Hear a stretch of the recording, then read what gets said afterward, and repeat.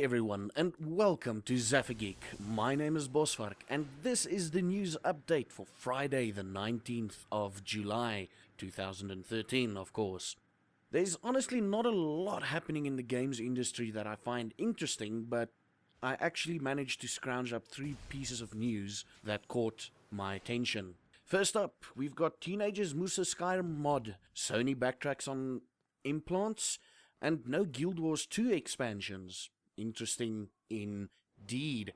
Firstly, according to PC Gamer, Alexander Velicki decided to make one massive Skyrim mod called Falskar, reportedly pouring in 2,000 hours of work into this mod over the course of 1 year. He also had gotten 29 voice actors, and the mod sports its very own soundtrack. Falskar, of course, is a mod that boasts roughly 25 hours worth of gameplay on a continent one third the size of Skyrim.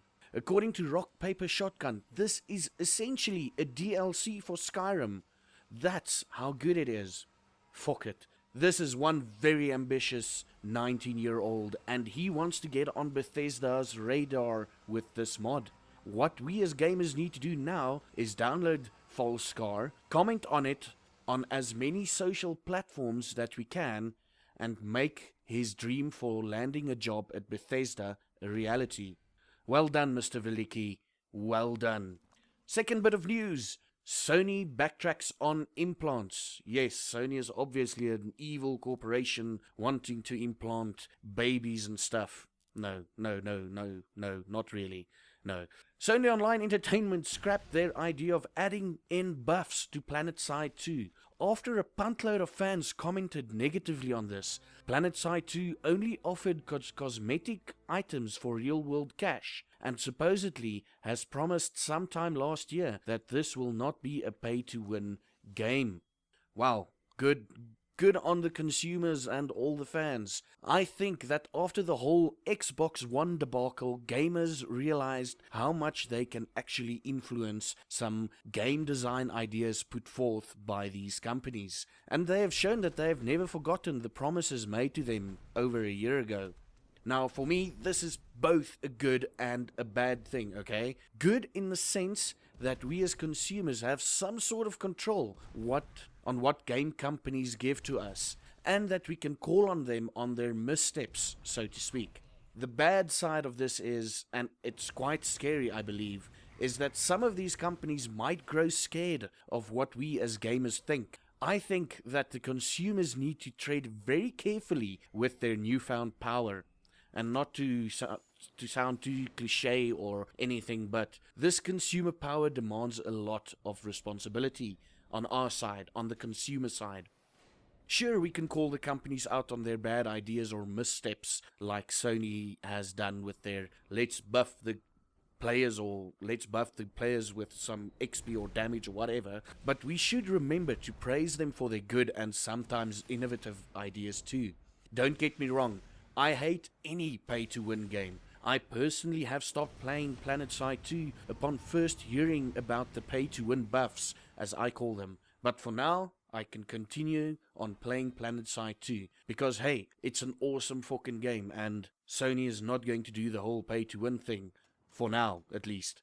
Now thirdly, no Guild Wars 2 expansions. This is bad news. Is this the end? What the hell is going on at ArenaNet?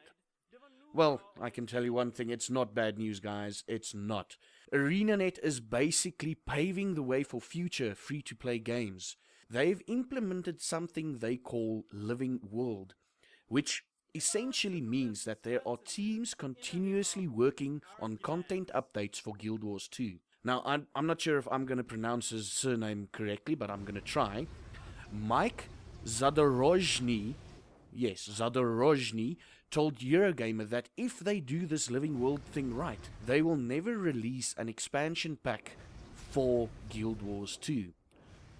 Fucking hell, bloody excellent if you ask me. It's a free-to-play title, and it will remain so for as long as possible. I might even get back into Guild Wars 2 and buy some cosmetic items just to support ArenaNet. I believe though that if they do release an expansion pack, I think that it should have updated graphics. I mean, if you look at World of Warcraft, it's outdated as hell with their graphics. If they release an expansion pack and they call it, even if they do like an extra alternate reality or whatever within the game, just to get the new updated graphics out, I will sure as hell buy that game. But hey, I don't know what's going on at Guild Wars 2 or ArenaNet, but this seems to be the way for future free-to-play games. And that's me. All in all, today was a good news day on the gaming side of things. We've got the teenager creating the Skyrim mod, Sony backing off of their "we need money" buffs, and then obviously Guild Wars 2 implementing, damn it, what the hell am I on about? Implementing the Living World system. And of course, anything you think is worth saying, leave them in the comments below. Thank you for watching. You guys should have a donderse brilliant weekend. My name has been Bosvark, and until Monday, you should have a good one.